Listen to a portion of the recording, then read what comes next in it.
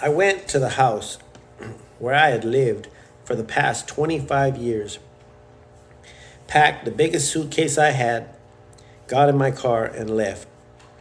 I had no idea where I was going. I have seen a lot of pain in my life, but nothing came close to the way I was feeling then. This was, in fact, my biggest fear. My friend Sean let me stay the night at his house, and that night I had a terrible nightmare. I dreamed I killed myself, and my spirit was trapped under our house.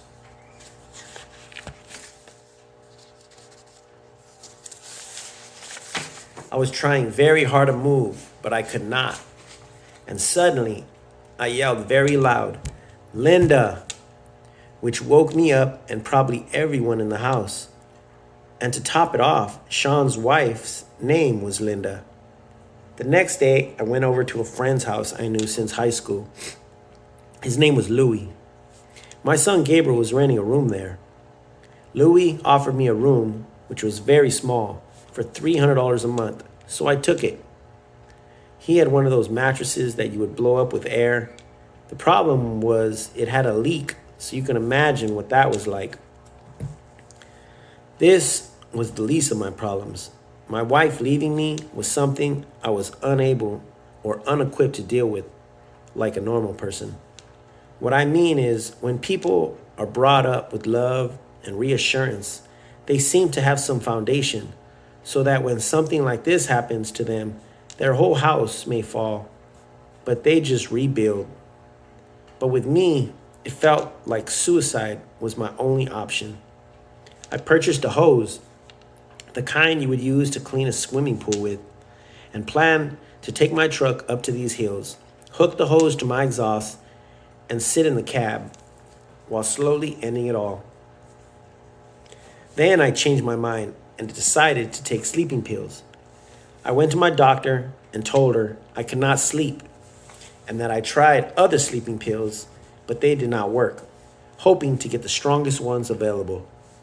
She gave me my prescription and told me these would definitely work. I took my prescription and went and had it filled.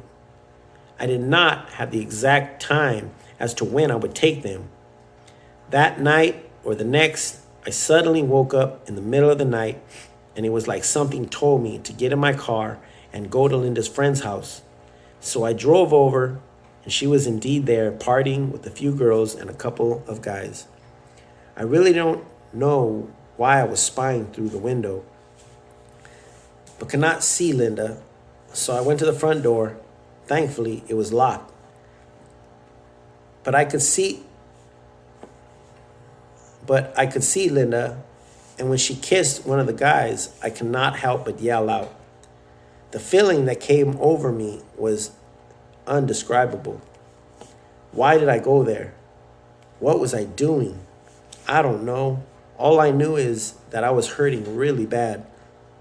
30 years living and loving this woman and seeing her kiss another man was devastating.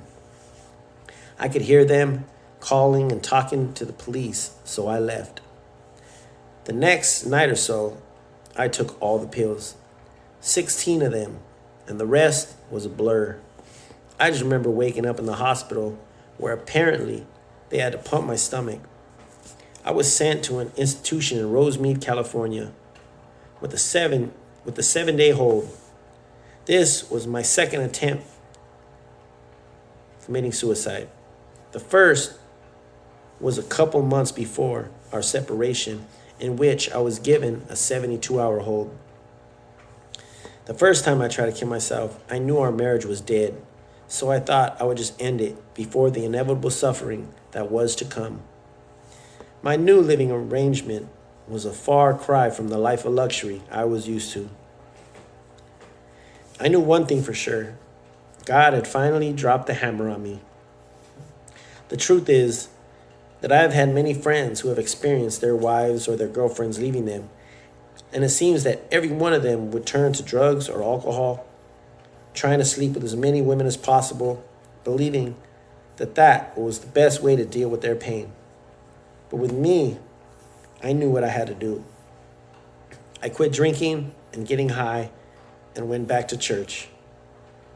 This did not necessarily take away the pain. But when your heart is broken, Jesus will keep his word. Matthew 11:28. Come unto me, all ye that are labored and heavy laden, and I will give you rest. Take my yoke upon you, and learn of me, for I am meek and lowly in heart, and ye shall find rest unto your souls.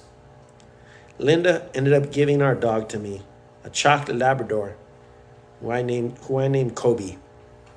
I really loved Kobe, and he became my only companion. I isolated myself for what seemed to be the rest of the world. Even though I attended church, I would not let anyone get near to me. This seemed to be common among people who have been hurt, especially those who had been hurt many times by multiple people. Isolation is the outcome. I was hurt so bad that I swore no one would ever hurt me again. I built these walls and would not allow anybody in. The problem with building walls is, yes, they do keep people out, but you find yourself very lonely, shedding many tears, and this is not good. At times, the pain is so overwhelming, and I would find myself daily just longing for death. I did find one good thing about all this, actually quite amazing. There's a verse in the Bible, Psalms 34:18. The Lord is nigh unto them that are of a broken heart, and saveth such as be of a contrite spirit. When I would get down on my knees and pray to God, believe me, these were not superficial or some shallow prayers. These prayers are coming from the very bottom of your heart. And it would really seem like Christ is right there with you,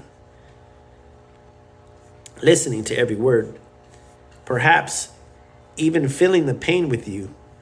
And when I would get up off my knees, it was never the same as when I got down on my knees.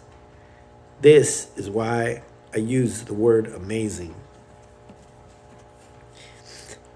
8.5 years since my ex-wife left me, and I had not had sex since I was married. Not really believing I was eligible to get married again from a biblical standpoint. All this time hoping in some stupid fantasy that God would bring Linda back, I found myself having to face reality that this would never happen. I began to pray to God that if he would bring me a woman, I would then take her and marry her. The way that he would bring her would have to be obvious that this was from him. Then one day I was attending church. I was sitting in a row all by myself when an attractive young girl walked right in front of me and sat a few chairs over. She caught my eye and I wanted to talk to her, but I thought I'd wait till the service was over. When the service ended, another man quickly began talking with her. So I just let it go and went out to my car. Then, shortly after, she came by the front of my car and we began to talk. Her name was Yesenia. She said she liked my car. I asked if she would like to drive it, but she said she did not know how to drive stick. I told her I would teach her, and she gave me her phone number. I was pretty excited about this, and 3 days later, I called her.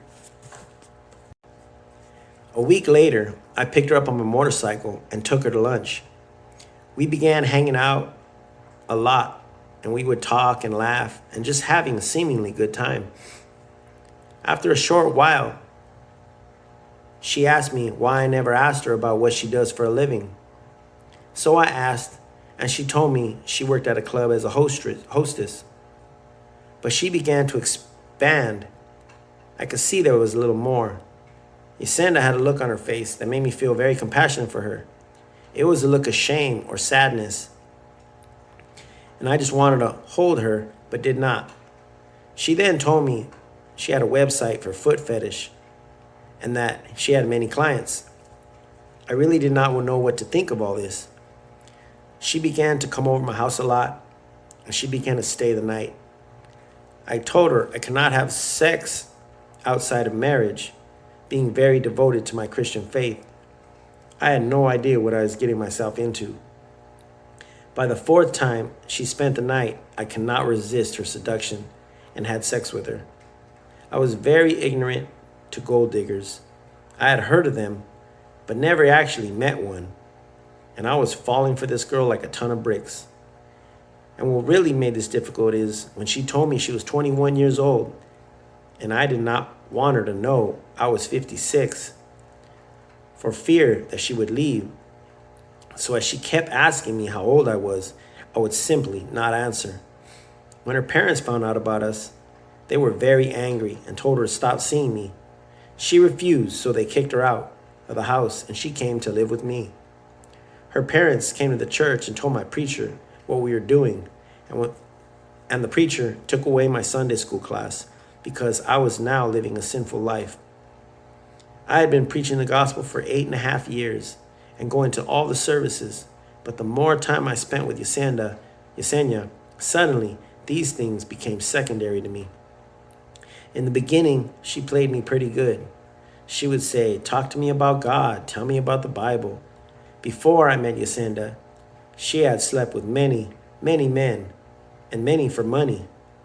She was also making money from clients who were into foot fetish. So in my mind, I truly believe that God had sent her to me to help her get out of this lifestyle and as a blessing to me. I quickly got her to quit the job at the club and take down her foot fetish website.